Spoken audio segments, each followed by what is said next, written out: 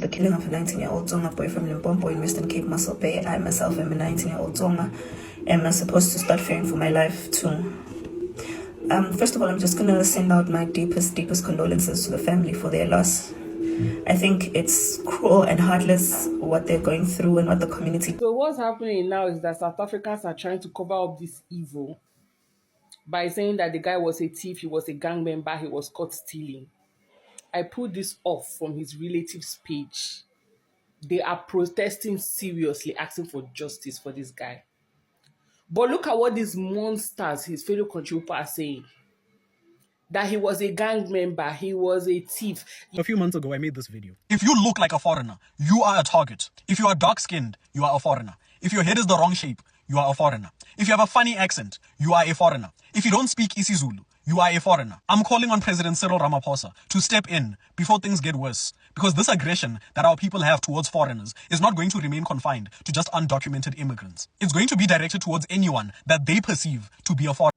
They took a life of a 19-year-old Tsonga-speaking young man just because they suspected that he is not a South African. They killed a 19-year-old just because they suspected that this boy is not a South African. So their solution to that matter is... I couldn't sleep. I couldn't sleep wondering who is next from Guyana because of our skin tone. I couldn't sleep wondering just because some of us can't say Ndololwane. Some of us can't say Ispongo. I will keep saying this here. Ever since Ghanaians left that country, things have been falling apart for Jacinta and her crew.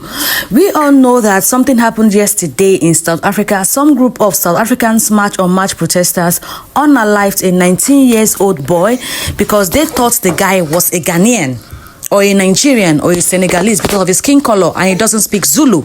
Now, the South Africans have finally sanctioned Jacinta and her crew. Right now, they are calling on the government to arrest her. And arrest has also been initiated. See, you see this march protesters, most of them that are there are a bunch of illiterates, bunch of, I don't know, what's Kevin Taylor said about them is actually true. They don't know their left and right. Now they have unalived this 19-year-old boy. Now South Africans are now against march protesters. Hey, a lot is currently happening to Jacinta and her crew. But let's watch the videos to see reactions of South Africans. And don't forget to like the video, share and subscribe. A few months ago, I made this video. If you look like a foreigner, you are a target. If you are dark-skinned, you are a foreigner. If your head is the wrong shape, you are a foreigner. If you have a funny accent, you are a foreigner. If you don't speak isiZulu, you are a foreigner. I'm calling on President Cyril Ramaphosa to step in before things get worse. Because this aggression that our people have towards foreigners is not going to remain confined to just undocumented immigrants. It's going to be directed towards anyone that they perceive to be a foreigner. And this will endanger the lives of regular South Africans. You want to put South Africans first? Then answer this question. How do you know who is South African? What does a South African look like? What language does a South African speak? Must they speak isiZulu in order to be treated with dignity? Because Ntlamulo Sambo was a South African from Limpopo. This was somebody's child, and his mother had to come on social media to beg for help. He was only 19 years old. And just because he spoke Tsonga, the people who killed him thought he was a foreigner. Do you understand how insane that is? What we are witnessing is truly evil. Next time you hear someone say, put South Africans first, ask them, which South Africans are being put first? Because it seems like some South Africans are more important than other South Africans. There are over 6 million South African citizens who do not have documentation. What is going to happen to them on the 30th of June? How can you claim to put South Africans first when you are killing South Africans? Does that make any sense? How many more mothers must bury their children before we admit that this madness has gone too far? I am calling on everyone, not just South Africans, but anyone who is against black-on-black violence to sign this petition. We say no to xenophobia, we say no to Afrophobia, and we say no to tribalism. Tsonga lives matter. Sign the petition. We already have 300 signatures. I couldn't sleep. I couldn't sleep wondering who is next from Guyana because of our skin tone. I couldn't sleep wondering, just because some of us can't say Ndololwane. Some of us can't say Ispongo. I couldn't sleep wondering. I can only imagine what the family is going through. The mother, the pain, because of your arrogance, you hooligans. You don't listen. We told you you are not well trained and equipped to go around asking people for documents. But no, you decided to take it upon yourselves. And today, you have taken a life.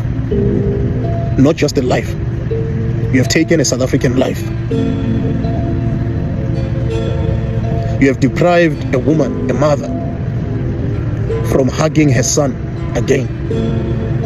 We don't even know the potential of that young man.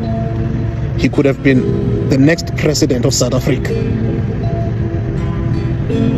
We told you that you'll end up mistaking your own for foreigners, for illegal immigrants, but you didn't listen.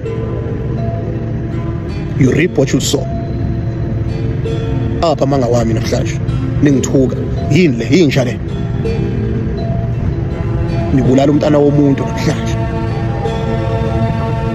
and sizoyisiza le family le ukuthi ithole le giving. We'll do whatever it takes ukuthi ithole le giving, and they shall be brought to book. They will be brought to book. Rest easy, boy. Rest easy, boy. This was not in vain. The Tonga community will stand. But I'm also asking for calm back home. I'm asking for calm during this difficult time. This is the time to support the family, Bafetu. But we'll figure it out as the Tonga people. The killing of a 19-year-old Tonga boy from Limpopo in Western Cape, Mossel Bay. I myself am a 19-year-old Tonga, and I'm supposed to start fearing for my life too. First of all, I'm just going to send out my deepest condolences to the family for their loss. I think it's cruel and heartless what they're going through and what the community did. And I mean, for the many marches that we've had, we've had many marches across the country in different places. We haven't had incidents of violence or death. And that's not by coincidence. That's because we've organized ourselves in a way that allows for that to happen. But unfortunately, it's very sad when things like this happen and then they become our fault. And, you know, the people that have been waiting for something negative to happen quickly attribute it to you as a movement. There's communities who are living with foreign nationals who have their own frustrations that have nothing to do with us. There are communities who've been marching on their own without march and march. It doesn't mean every single march that's out there on the street is organized by us, you know. But in our messaging, since we've started March and March, we have never advocated for violence. And I really wish that when people hold us accountable, you hold us accountable for the things that we've said, for the things that we did. Don't hold us accountable for whatever you think is our fault, or you just want to have an I got you moment and you want to prove that, oh, this thing, Vele, I wasn't in support of it, it's nonsense, so therefore I must call them out for even things that are not things that we stand for. So I'm asking you, please listen to what we say. This thing is not about tribes. It's not about skin color. It's not about race. It's not about any of that. It's about us as citizens saying we want our government to enforce our immigration laws as a matter of urgency. It's a matter of crimes. It's a matter of state security. It's a matter of the survival of South Africa as a country. It's about immigration laws. We do not advocate for people to go out there in different tribes and look for this and that. So if you speak this, if you can say a word in Zulu, that's not what we stand for. We stand for documents where a person must show that they are South African by having documents or that they're in the country legally.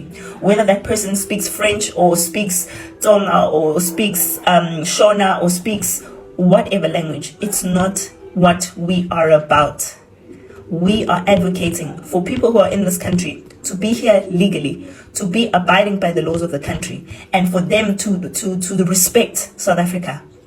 So anything else is not in our mandate. It is outside our mandate. You have never heard us mentioning or singling out any tribe. We have been hell-bent on saying we will go to every single province, regardless of whether it's a province where there's one Zulu or three. It's not about Zulu people. It's not about anything like that. So I'm asking you kindly, please understand who we are. Listen to what I'm saying. Don't listen to the propaganda that's been spread out there. Listen to who we are as much and much. What have we been saying from the beginning? We've never moved from anything we've said from the get-go, and we're not going to change on what we are fighting. We are fighting for South Africa to be lawful. We are fighting for the laws of this country to be respected. We're not fighting people, even foreigners themselves. As much as they want to say all of these horrible things about us, that's not our fight. Our fight is making sure that our country works and it survives for South Africans. And I really, really hope that you guys will understand us and stop using this tribalism card to cause a divide between South Africans. It's not going to work, because at the end of the day, it's not about tribes, it's about documents. We want documented people to be in the country, to respect the country's laws, and to behave themselves as though they are people who are in the country and respect and understand the laws of South Africa. They took a life of a 19-year-old Tsonga-speaking young man just because they suspected that he is not a South African.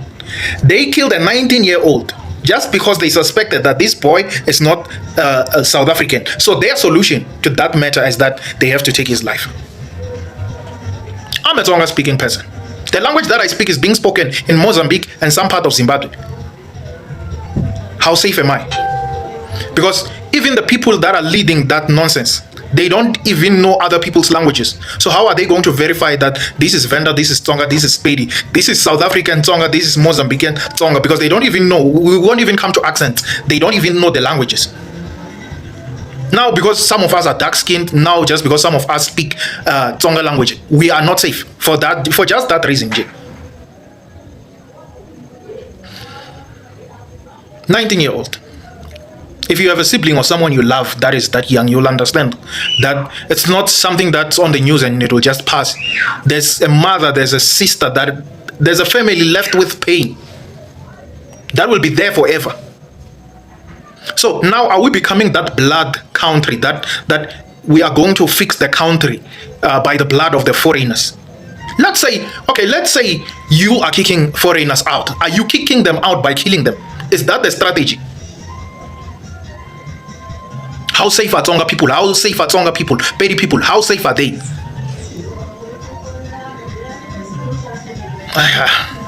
This is what violence can cause, because when it starts, you wouldn't know if this person is actually from your country.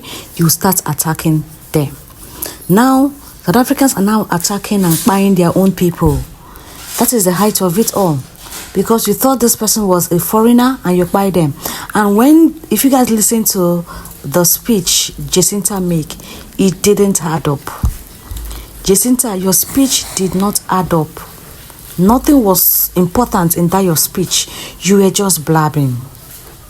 You were just blabbing. You started this, and the blood of this innocent boy will be on your head. It will be on the head of all the march on march protesters that have interior motive, not those that have genuine reasons, but interior motive.